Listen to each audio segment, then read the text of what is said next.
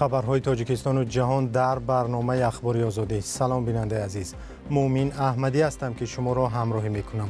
امروز 29 آگوست است. در برنامه این گزارش رو داریم. آمادگی به سال نو تحصیل و شکوه والدان از گران بودن سر و لباس مکتبی در تاجیکستان. توفلی 250 سومون و دیگر اشیاء روزگاری که من برای خودم خریدم که همش در علاوه 1000 سومون. به نزدیکان جوانی که به قول اداره پلیسیش در بازداشتگاه خودکشی کرده است دستور دادند جسد او را زود به خاک سپارند. پس از حادثه گروگانگیری در زندان ولگگراد تفتیش و اذیت مهاجران سخت‌تر شده است. حمله‌گران از ازبکستان و تاجیکستان بودند.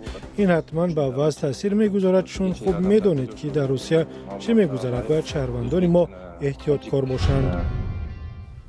والدان هزاران خواننده در تاجیکستان برای سال نو تحصیل آمادگی می‌گیرند. در مکتب‌های تاجیکستان بیش از 2 میلیون خواننده تحصیل می‌کند. والدان می‌گویند نرخ سر و لباس‌های مکتبی بالا رفته است.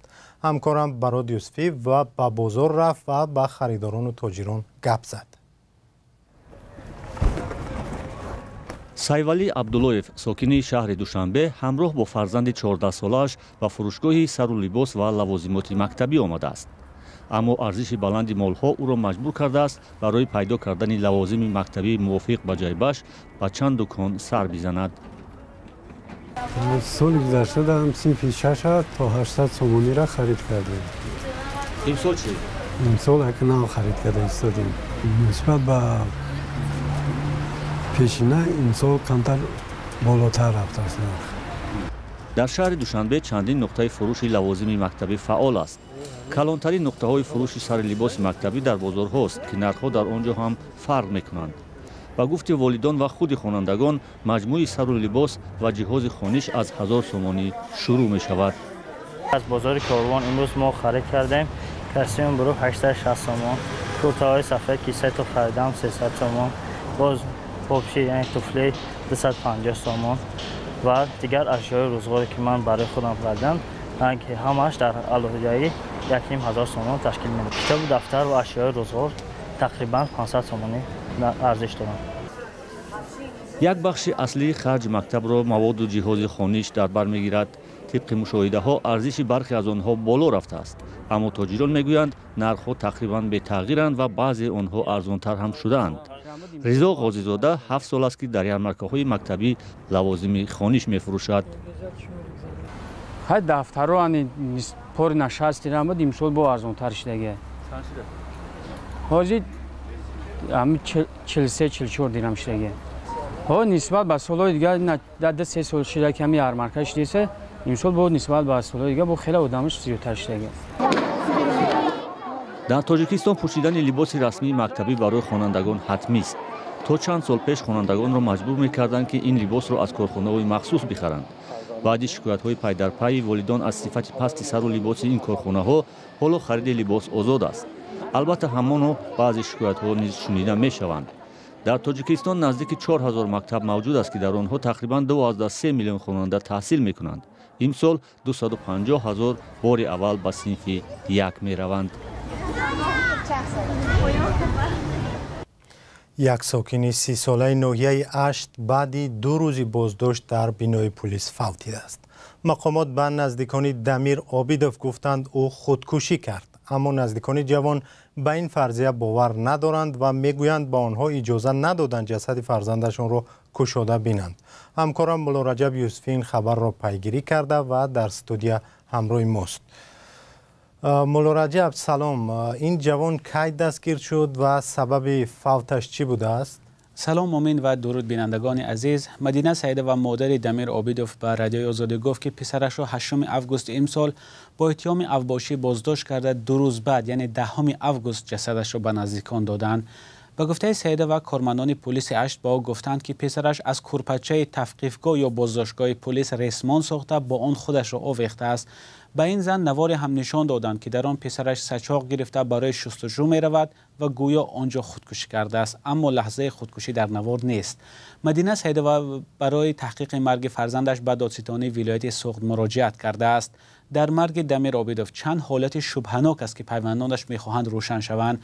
از جمله مدینه سیدوا میگوید مقامات به آنها اجازه ندادند جسد فرزندش را کشاده بینند و طلب کردند که میت را زودتر به خاک سپارند. شبهه دیگر این است که مادر جوان فوتیده میگوید برای کشادن قبر و تشخیص جسد به دادستانی مراجعت کرد، اما پلیس ناحیه از او به تکرار خواستند که از این کار دست کشد و مرده را عذاب ندهد. شبهه دیگر این است که دوام 2 روز بازداشت پیوندانش نتوانستند با دمیر عابدوف در اداره پلیس واخورند. مولا رجب، مقامات در این باره چی میگویند؟ نظرشون چی است؟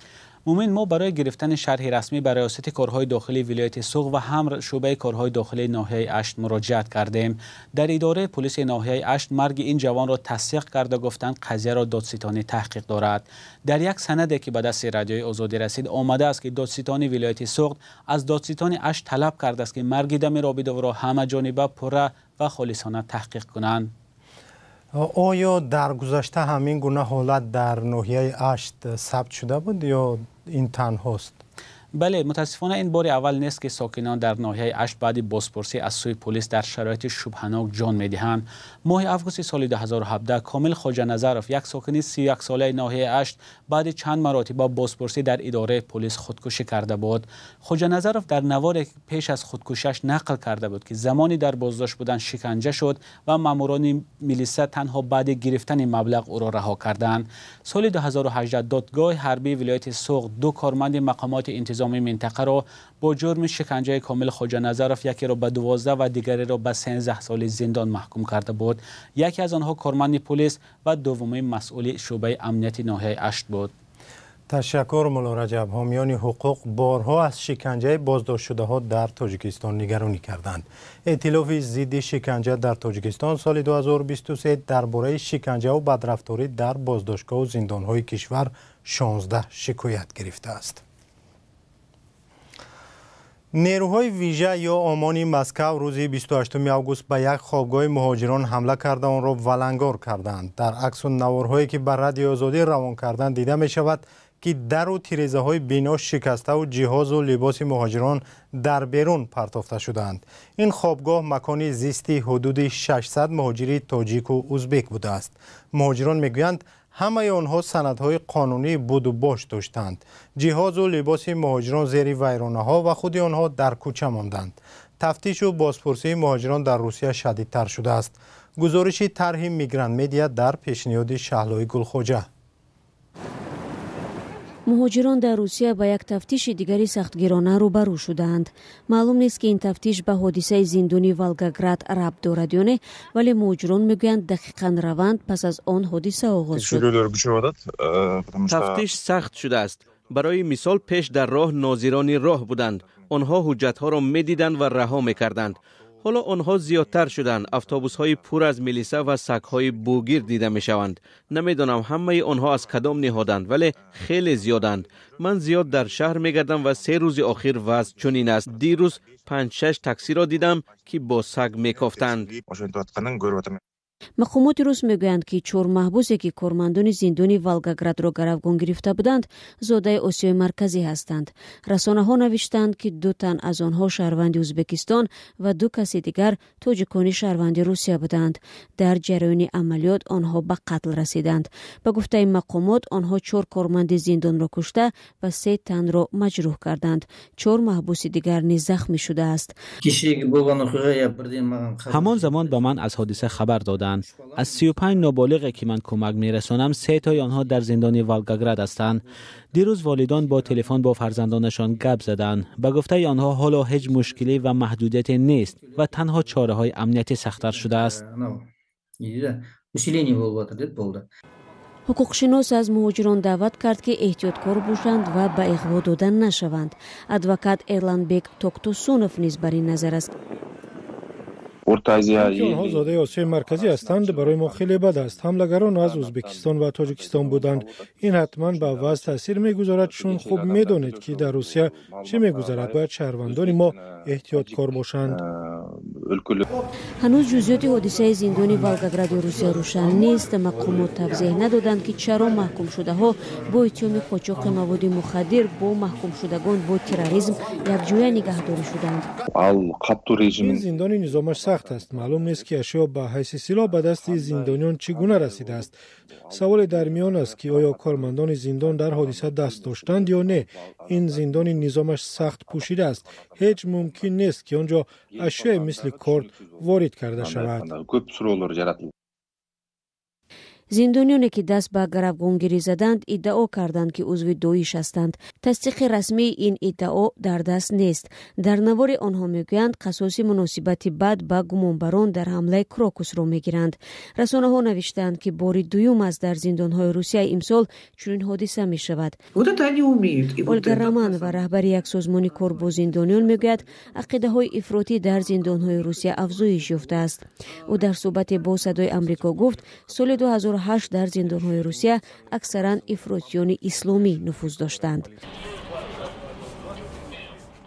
солҳост ки муҳоҷирони меҳнатӣ дар русия зери фишори ҷомеа ва мақомоти миллатгарои рус қарор доранд. пас аз ҳар ҳодисае ки дар он муҳоҷирон даст доранд фишор болои муҳоҷирон афзоиш меёбад ва мақомоти рус бо бераҳмтарин шева бо онҳо бархурд мекунанд.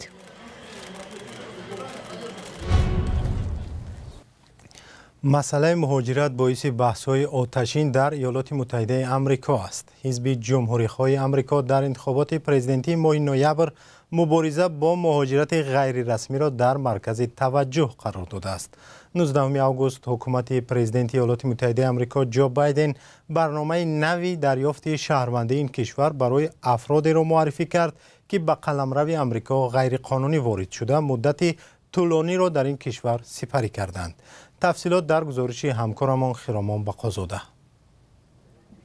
дар ин ҷамъомад муҳоҷирон барномаи нави ҳукумати президент ҷо байденро баррасӣ доранд ки бар пояи он роҳи қонунии дарёфти шаҳрвандии иёлоти муттаҳидаи амрико имконпазир аст. ман амрикоро дӯст медорам. мигел алеман яке аз онҳост. ӯро дар 4 солагӣ аз Мексика ба амрико оварданд. имрӯз алеман ҳамсари амрикоӣ ва 2 фарзанд дорад. мо як тифли 2 сола ва як тифли 7 моҳа дорем. ман намехоҳам ки аз амрико берун шавам. мегӯянд ин кор 2 ҳафтаро дар бар мегирад. дигарон мегӯянд чанд моҳро ё чанд солро. дур будан аз оила бароям вазнин аст.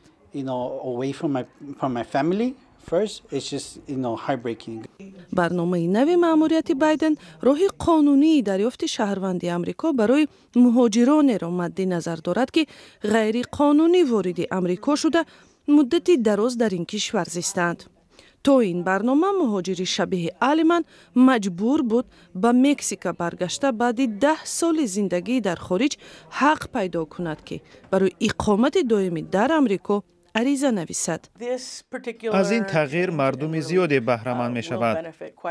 сэнди бенитес мудири омили муассисаи эътилофи ҳуқуқи башарии муҳоҷирон аст. тибқи ин барнома узви оила метавонад барои шумо дархост кунад, вале агар шумо ғайриқонунӣ ба амрико омада бошед, бояд аз кишвар берун шуда ба саволҳои намояндаи сафорати амрико ҷавоб диҳед. ҳамон ҷо шумо ҳаққи муҳоҷират ба амрикоро пайдо мекунед. дар ин барнома тахминан 500,000 муҳоҷире ҳаққи иштирок доранд ки ҳамсари амрикоӣ гирифтаанду беш аз 10 сол дар ин кишвар зистанд. ҳамчунон наздик ба 50,000 кӯдаки то 21 солаи онҳо низ ҳақ доранд ба ин барнома шомил шаванд. додгоҳи ноҳияи басмани шаҳри Москав рӯзи 28 август муҳлати ҳабси 5 гумонзади дигари ҳамла ба Крокус Сити Ҳолро то 3 моҳ дароз кард. номи ин афрод бори аввал расонае мешавад. додгоҳи басмани аз онҳо Шаҳромҷон Гадоев, Зубайдулло Исмоилов, Мустақим Солиев, Умедҷон Солиев ва Ҳусейн Ҳамидов ном бурдааст. онҳо бо қарори додгоҳ то 1 декабри соли 2024 дар ҳабс мемонанд. ба поёни барнома расидем. агар шумо ҳам хабаре доред ба мо бифиристед то дигарон ҳам бидонанд. то барномаҳои дигар худо нигаҳдор.